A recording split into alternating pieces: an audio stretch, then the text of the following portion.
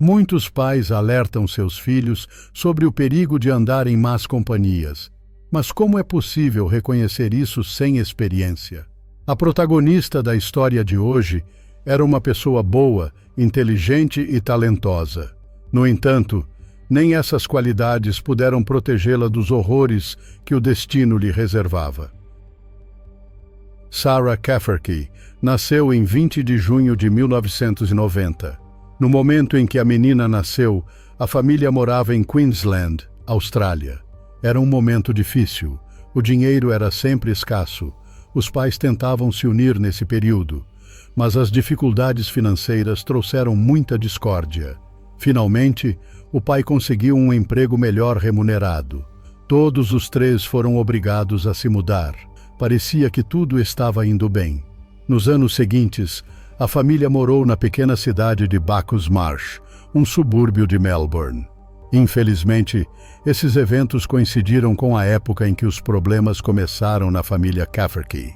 A mãe e o pai de Sarah não conseguiram mais consertar o relacionamento. As diferenças de opinião só pioraram as coisas. E logo o homem e a mulher perceberam que não tinham futuro juntos. O casal decidiu se separar. A menina ficou morando com a mãe. Apesar das brigas, a menina manteve um relacionamento normal com os pais. Não houve conflitos sérios, processos de divórcio pesados com disputas de custódia e bens. Pelo contrário, mantiveram relações amigáveis, pois entendiam que tinham de criar uma filha em comum. A mãe e o pai não queriam criar situações estressantes adicionais para ela. No momento dos trágicos acontecimentos, mãe e filha moravam em Bacchus Marsh. Este é um lugar muito tranquilo, onde eles praticamente não sabem o que é crime. Existem inúmeras colinas verdes, casas de fazenda e fazendas. Apesar de Sarah ser filha única de sua mãe, ela não ficava entediada, pois havia uma comunidade muito unida aqui, com a qual já estavam familiarizadas nos primeiros anos de vida da menina.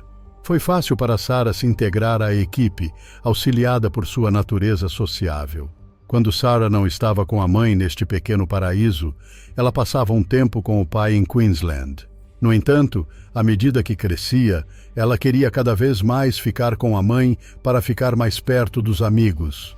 Devido às viagens periódicas para ver o pai, ela nunca conseguiu construir um relacionamento amigável com ninguém lá.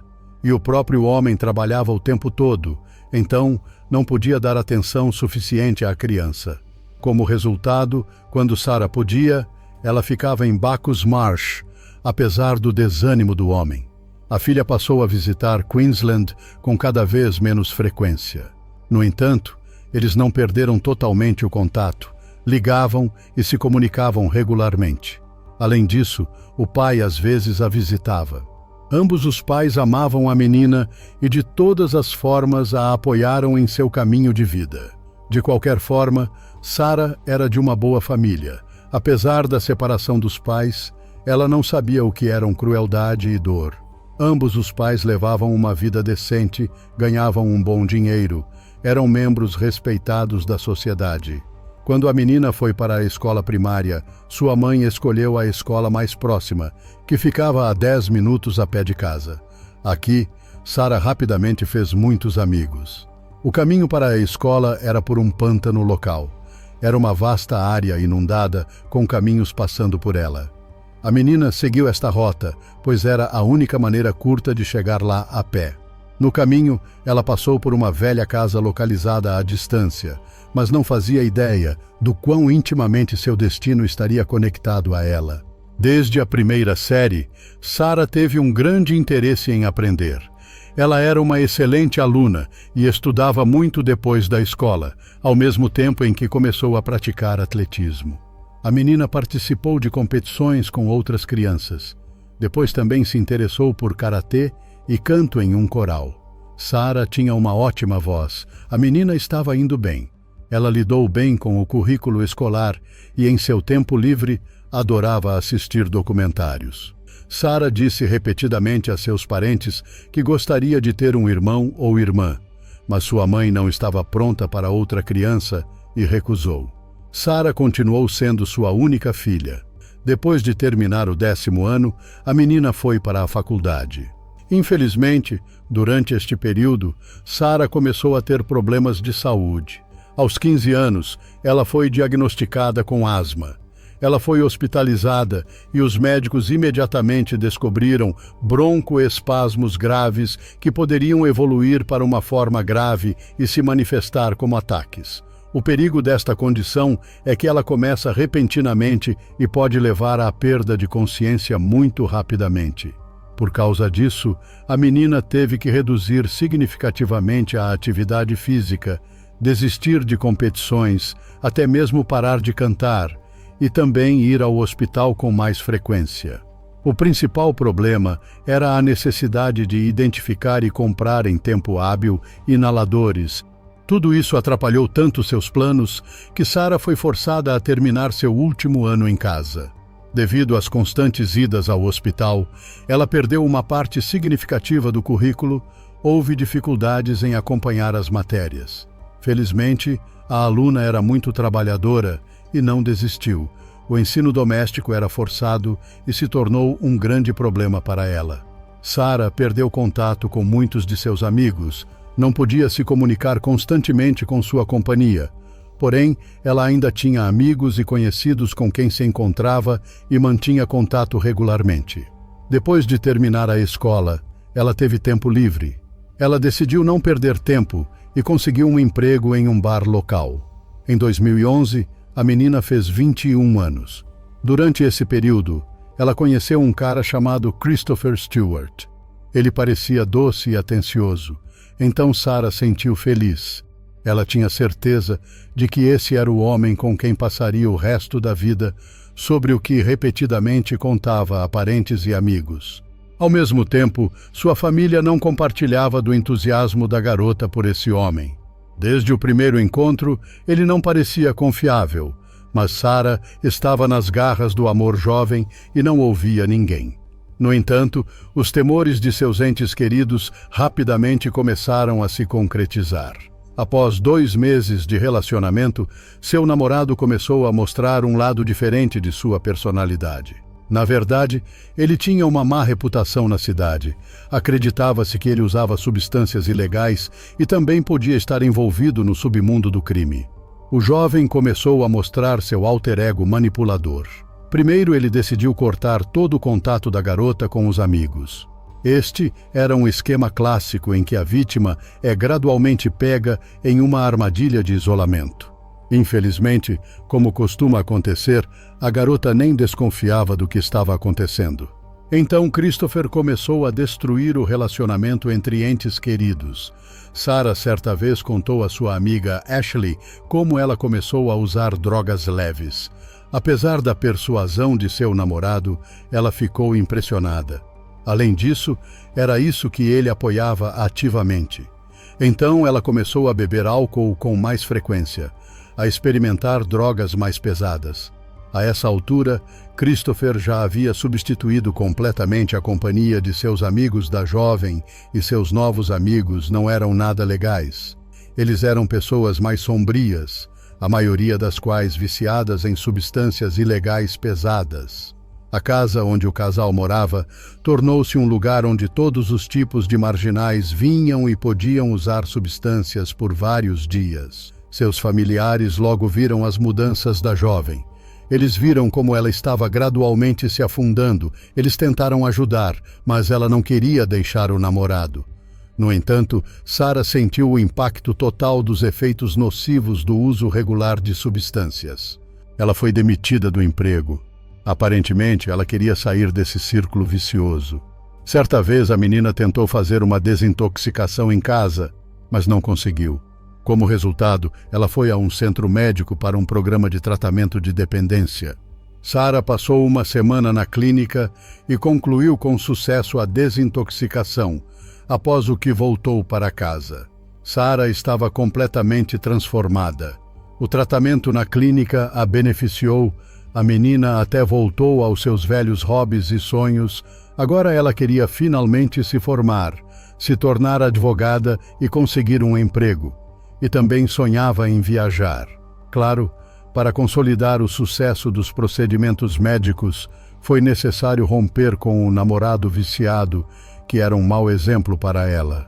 Na verdade, este não foi o primeiro episódio em seu relacionamento em que o casal se separou. Então Chris reagiu lentamente à sua partida. Provavelmente, o jovem tinha certeza de que depois de um tempo, tudo voltaria ao normal. Porém, desta vez, Sarah estava determinada a mudar sua vida para melhor. Ela não queria voltar atrás. Depois de um tempo, o namorado percebeu que o relacionamento não poderia ser restaurado. Isso o deixou com raiva e ele começou a perseguir a ex-namorada. Certa vez, durante um turno de trabalho em um bar, ele enviou um homem de 47 anos chamado Steven Hunter até ela. Isso parecia ainda mais estranho, já que ele não era parente de nenhum dos dois, porém, Sarah o conhecia. O homem estava do lado de Chris. Este homem tinha uma má reputação na cidade. Ele era conhecido como um homem cruel associado ao submundo do crime. No entanto, tudo isso eram boatos. Ninguém podia dizer nada com certeza. Esta visita assustou muito Sarah, mas ela não ia desistir. Durante a comunicação, a menina conheceu melhor Steven. Depois de um tempo, eles até começaram a andar juntos na mesma companhia. Segundo Sarah, em algum momento ele se tornou quase como um pai para ela, embora seja impossível dizer com certeza o que causou um relacionamento tão caloroso entre pessoas tão diferentes. Além disso, nesta época, seu pai biológico morava em Queensland. Eles mantiveram um relacionamento. Portanto, não está totalmente claro o papel do chamado segundo pai na vida da menina. Em 7 de novembro de 2012, Sarah, suas amigas e Steven estavam bebendo juntos. Todos eles se reuniram no dormitório do campus de uma faculdade local em que uma das meninas da companhia havia ingressado. No dia seguinte, Sarah e Steven trocaram mensagens de texto ativamente. Então, na sexta-feira, 9 de novembro, Sarah chegou à casa de sua mãe. Normalmente ela ficava com a família nos finais de semana, mas desta vez a menina tinha seus próprios planos. Ela foi visitar um amigo, prometendo voltar no final do fim de semana. Primeiro, Sarah foi a uma loja onde foi flagrada pelas câmeras de segurança e então foi encontrar seu amigo. A mãe esperava por ela no sábado, mas a filha não voltou. Não houve notícias dela no domingo ou mesmo na segunda-feira. Ela nunca apareceu em casa. A mãe ligou para vários amigos da menina que também não faziam ideia de onde ela estava. O pior de tudo é que o carro dela havia sumido com Sarah, o que significa que ela nunca mais voltou durante esses dias. Não houve problemas no relacionamento com a família. A fuga parecia improvável, principalmente porque ela não levou nenhuma de suas coisas, o que significaria que não seria uma festa longa durante o fim de semana, mas tudo isso se arrastava de forma suspeita. Já na terça-feira, a mulher procurou diversos telejornais que contaram a história da desaparecida. Em 13 de novembro, não havia notícias dela. Naquela terça-feira, ela deveria ter retornado ao seu programa de reabilitação, mas, surpreendentemente, ela nunca havia chegado ao centro médico. A mãe e o pai temiam que o incidente pudesse estar relacionado ao antigo namorado. Ele sabia que o relacionamento não poderia ser devolvido. Ele poderia ter sequestrado Sarah, ou pior, ter lidado com a vítima de sua manipulação. A mulher foi para a polícia. Dado o tempo decorrido desde o desaparecimento, a polícia iniciou imediatamente uma busca. Na verdade, o período crítico de 48 horas já havia passado, o que poderia indicar que a probabilidade de Sarah já estar morta era muito alta. Como esperado, o primeiro suspeito foi Christopher Stewart, o namorado da desaparecida, mas ele foi rapidamente excluído da lista. Os investigadores conseguiram confirmar seu álibi, então todas as suspeitas foram retiradas dele. A segunda pessoa que chamou a atenção da polícia foi Steven Hunter, de 47 anos. Muitos moradores locais falaram mal dele, acreditavam que ele tinha problemas de autocontrole, raiva e com a lei. Mesmo uma olhada rápida no histórico criminal do homem alarmou as autoridades policiais. Ele era conhecido como um homem viciado em substâncias pesadas e também era suspeito de distribuí-las. Além disso, vários amigos da menina apontaram o homem como a pessoa que pode ter visto Sarah viva pela última vez. Acreditava-se que era ele quem a garota ia visitar. A polícia o contatou. Steven confirmou ter visto sua amiga no sábado, quando ela chegou em sua casa no pântano. No entanto, eles se despediram à noite. A menina ficou e Steven teve que sair para fazer algumas coisas. Presumia-se que ele voltaria em algumas horas. Segundo ele, Sarah deveria estar esperando na casa localizada não muito longe do pântano, aquela por onde ela passava para ir para a escola quando criança. Era uma vasta área pantanosa que cercava a casa de sua mãe. Aqui Steven tinha sua própria pequena casa. Segundo o homem, quando ele voltou no domingo, a Sarah não estava em lugar nenhum. E ele, como todo mundo, não conseguiu contatá-la. Os investigadores foram até o pântano e conduziram uma busca completa na área ao redor, mas não conseguiram encontrar nada suspeito. Em 15 de novembro, a investigação saiu do zero quando a polícia recebeu informações sobre o carro de Sarah. O veículo foi encontrado estacionado em uma pequena cidade vizinha chamada Merribeck. Ficava a cerca de meia hora de carro de Bacchus Marsh. Não havia conexão entre esses lugares e Steven, no entanto, ele ainda estava sob suspeita da polícia. Em 17 de novembro, um mandado de busca foi finalmente obtido para aquela mesma casa no pântano, para onde os policiais voltaram. Assim que abriram a porta daquela casa, os detetives sentiram um cheiro pungente de decomposição. Lá dentro, tudo estava revirado, como se tivesse havido uma luta bastante séria. As latas de lixo localizadas dentro estavam manchadas de sangue. Vestígios semelhantes foram encontrados em vários cômodos e nas escadas, porém o corpo não foi encontrado, mas os investigadores forenses não saíram de mãos vazias. Eles encontraram um grande número de sacos de cimento de secagem rápida nas latas de lixo, bem como um recipiente de ácido. O item mais intrigante que a polícia encontrou aqui foi uma grande lata de lixo verde cheia de concreto, o mesmo que endurece rapidamente. Claro, tudo isso se juntou na cabeça dos investigadores. Presumivelmente, o corpo estava lá dentro. Em 18 de novembro, a suspeita lata de lixo foi levada para o laboratório. Como esperado, o exame mostrou que o corpo de uma mulher estava envolto em concreto neste recipiente. Ele estava bem no fundo e estava gravemente comprimido e deformado, provavelmente para ficar o mais apertado possível. Presumivelmente, Steven não teve tempo de se livrar dela. Além disso, ele não levou em consideração que essa forma de esconder o corpo não o protegeria do cheiro de morte que enchia toda a casa no pântano. Em 20 de novembro de 2012, o homem foi preso sob a acusação do assassinato de Sarah Cafferty. Apenas 11 dias antes, ele havia sido libertado da prisão por liberdade condicional após um crime anterior.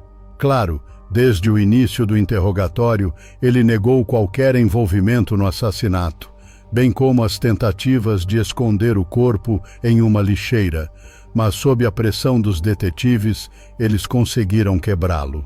O homem contou sua versão dos eventos. Tendo confessado o assassinato de sua amiga, ele disse que no sábado, Sarah foi até sua casa, onde beberam e usaram substâncias juntos. Houve uma conversa entre eles. O homem estava falando sobre uma estranha, uma garota que ele chamou de viciada. De repente, Sarah levou essas palavras para o lado pessoal. Com base nisso, um conflito começou. A menina ficou muito chateada por ter sido chamada assim, então provocou uma briga. Num acesso de raiva, ela empurrou Steven e o atingiu no peito. Depois disso, ele se descontrolou. Segundo o homem, ele atacou a amiga e a atingiu na cabeça várias vezes. Ela perdeu a consciência e caiu no chão. Então Steven pegou um martelo. Ele espancou Sarah na cabeça com a ferramenta até que seu crânio foi completamente esmagado, mas mesmo isso não foi suficiente para o criminoso. Ele pegou uma faca e infligiu vários ferimentos de faca, em particular, cortou a aorta, perfurando um pulmão e o fígado. Tendo recebido tantos ferimentos, Sarah acabou morrendo. Aconteceu na noite de sábado, 10 de novembro de 2012, por volta das 19 horas do mesmo dia. Ele ligou para um amigo porque estava perdido e não sabia o que fazer com o corpo. De qualquer forma, o homem estava em liberdade condicional e não ia se entregar às autoridades. Steven queria se livrar do corpo para que ninguém soubesse. Porém, contra esse pano de fundo, não está totalmente claro por que envolver estranhos no incidente. De uma forma ou de outra, o criminoso não queria voltar para a prisão, então trancou a casa e voltou mais tarde com um amigo. O homem contou a ele sobre o que havia acontecido, mas ele simplesmente foi embora, dizendo que não queria ter nada a ver com Steven e o assassinato. O corpo de Sarah ainda estava no chão da cozinha em uma poça de sangue. 2 dias após esses eventos, a mãe da desaparecida foi à polícia com um relatório sobre o desaparecimento de sua filha. Eles imediatamente começaram a procurá-la ativamente. Steven rapidamente caiu sob suspeita. Naquela mesma noite, ele embrulhou o corpo em um saco e o colocou em seu carro e dirigiu até a casa de um de seus amigos. O nome desse homem era Timmy. Ele lhe contou sobre o assassinato na festa. Steven pediu que ele o ajudasse a se livrar do corpo.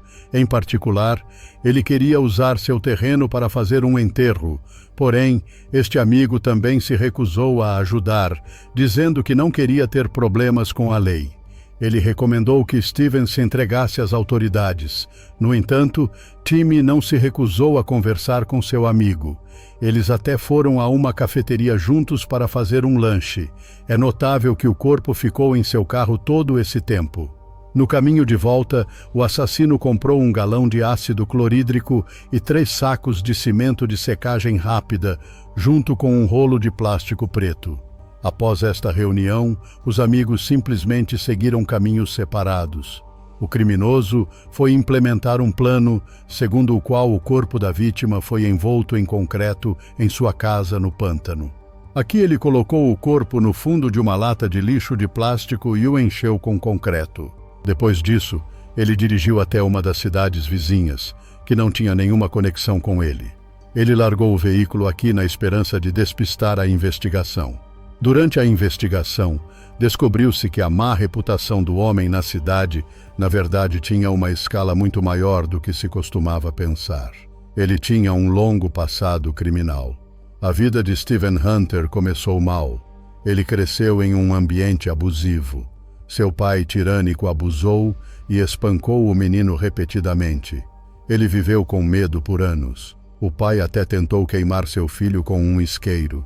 Quando sua mãe estava amarrada a uma cadeira, o pai enfiou uma arma na boca dela e ameaçou atirar. Steven chamou seus avós para pedir ajuda. Todos eles milagrosamente conseguiram persuadir o pai aflito a abaixar a arma e desamarrar sua esposa. É claro que todos esses eventos não poderiam deixar de ter um efeito traumático na criança. No entanto, isso não diminui a culpa do brutal assassino. Desde tenra idade, ele era conhecido da polícia de sua cidade natal. Em 1983, quando o cara tinha apenas 17 anos, ele cometeu seu primeiro assalto à mão armada. Policiais o pegaram e o acusaram de acordo. Infelizmente, devido à sua tenra idade, ele escapou da responsabilidade. Além disso, este foi seu primeiro crime grave. Já em 1986, ele chamou a atenção das autoridades novamente. Steven tinha então 20 anos. Ele trabalhava com uma garota de 18 anos chamada Jacqueline Matthews, em um supermercado em um subúrbio de Melbourne. Ele gostou muito de Jacqueline e ele tentou conquistá-la, mas ela não mostrou interesse. Infelizmente, ele a atacou. Como resultado, Jacqueline morreu apenas porque não queria sair com ele. Depois de lidar com a garota de 18 anos, ele queimou seu corpo, mas nunca admitiu sua culpa no tribunal. No entanto, o júri o considerou culpado. O tribunal condenou Hunter a 16 anos de prisão por este crime. Ele cumpriu apenas 13 anos após o que foi libertado da prisão em liberdade condicional em dezembro. Naquela época, ele tinha 35 anos. Um criminoso amargurado que passou a maior parte de sua vida adulta cercado por presidiários estava de volta às ruas da Austrália. Claro, a família de Jacqueline era contra esse desenvolvimento dos eventos, acreditando que ele era incorrigível e continuaria a cometer crimes. No entanto, era impossível obter uma prorrogação da pena de prisão ou quaisquer outras restrições ao criminoso. Em 2005, os piores medos dos familiares do falecido começaram a se tornar realidade. Durante este período, Steven foi novamente levado a tribunal por roubo, agressão com lesão corporal, tráfico de drogas e sequestro. Ele foi condenado a 6 anos de prisão, com possibilidade de liberdade condicional após 4 anos de prisão. Assim que teve direito à liberdade, Steven começou a pedir para ser libertado. O perigoso elemento criminoso foi libertado da prisão após pouco mais de 4 anos de prisão. Já nesse período, ele se mudou para Bacchus Marsh. Ao que tudo indica, escolheu esta cidade porque aqui quase ninguém o conhecia. Vários conhecidos distantes o ajudaram a conseguir um emprego no serviço rodoviário, ao mesmo tempo em que começou a se envolver ativamente na distribuição de substâncias ilegais. Grande apoio na organização desta atividade foi-lhe prestado pelo antigo namorado de Sarah. Os moradores sabiam que esse homem era perigoso, mas ninguém suspeitava do quanto. Após outra pena de prisão, o criminoso foi libertado e estava em liberdade condicional, que expiraria em 30 de outubro de 2012. Pouco mais de uma semana se passou desde sua libertação da prisão, quando Steven matou Sarah. O incidente causou ampla indignação pública. As pessoas não se sentiam seguras com um sistema de justiça que permite que criminosos perigosos andem pelas ruas sem sequer exigir que cumpram pena integral. Este homem realmente conseguiu escapar pelas brechas da lei muitas vezes. Steven Hunter se declarou culpado. O promotor acreditava que o verdadeiro motivo do assassinato foi a recusa da menina em fazer sexo com Steven, que não tolerava rejeições, e foi isso que causou o assassinato de Jacqueline. O homem foi condenado à prisão perpétua em 21 de agosto de 2013. Segundo as leis australianas, geralmente um assassino é elegível para liberdade condicional após certo tempo de prisão. Felizmente, Hunter foi privado dessa oportunidade, já que o assassinato de Sarah não foi o primeiro em seu histórico criminal. É uma pena que 2 meninas tenham que morrer para que esse criminoso perigoso fosse permanentemente isolado da sociedade.